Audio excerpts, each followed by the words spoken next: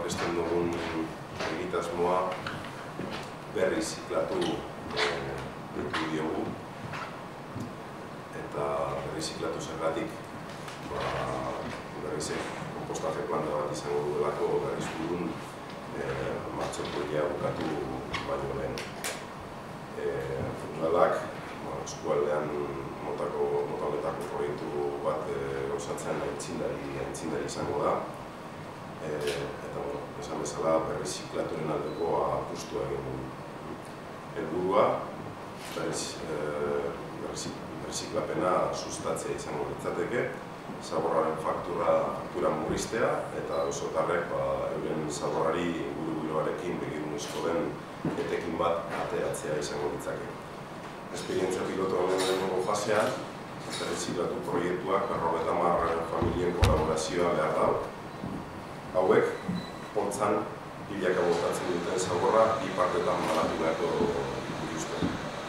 Alde batetik, hondakin organikoak, materia berradagarri garbiarekin, eta bestetik, hondakin mota baten zeilkatu ezin diren materiak, eta tratatu ezin direnak, adibidez, zigarro txinak, errautza, aurroiala, kompresak eta horrelakoak.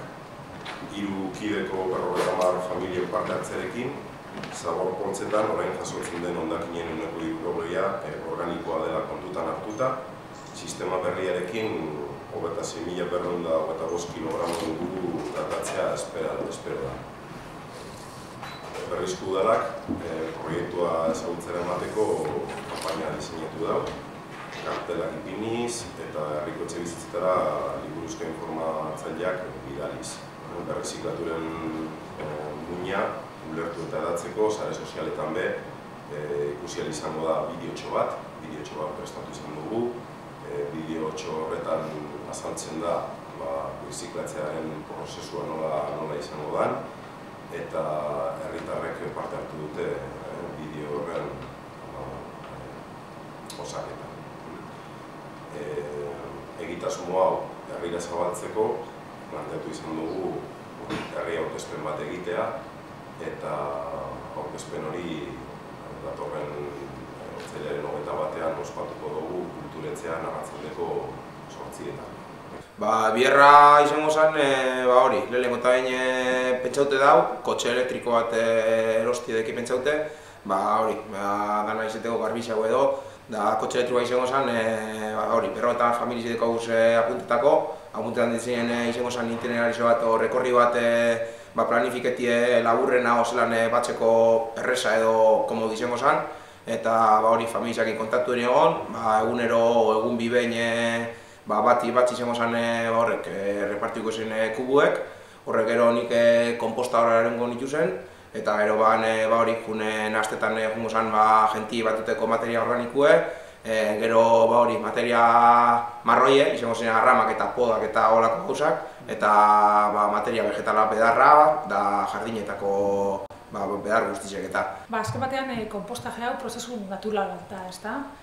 Azken batean hemen aktoreak mikroorganismoak bat dira. Bakteriak egiten dutena da prozesua azken batean azeleratu eta guk daukagun materia organikoa konpostean bihurtu. Azken batean lur modoko sustratu baten bezala. Guk egin behar duguna azterlanetik da prozesu hau ondo joateko analitikak egin. Lehenengo eta behin parametro basikoak edo aztertuko ditugu, aztien behin konpostaren edo materia organikoaren karbono eta nitrogeno erlazioa aztertu, pH-a eta temperatura. Eta gero izetasuna. Azken batean prozesua ondo joan dadin, balore batzuetan egon behar da konposta. Eta gero aurrerago ikusiko dituguna beste parametro batzuk, konduktibitatea edo metalastunak aztertuko ditugu. Eta gero 4 hilabete pasatzen direnean, prozesua bukatzen denean, aztertuko dituguna da azken batean dago errege dekartu bat ikustiko konposta hau ze tipologietan aztertu edo klasifikatu dezakegu.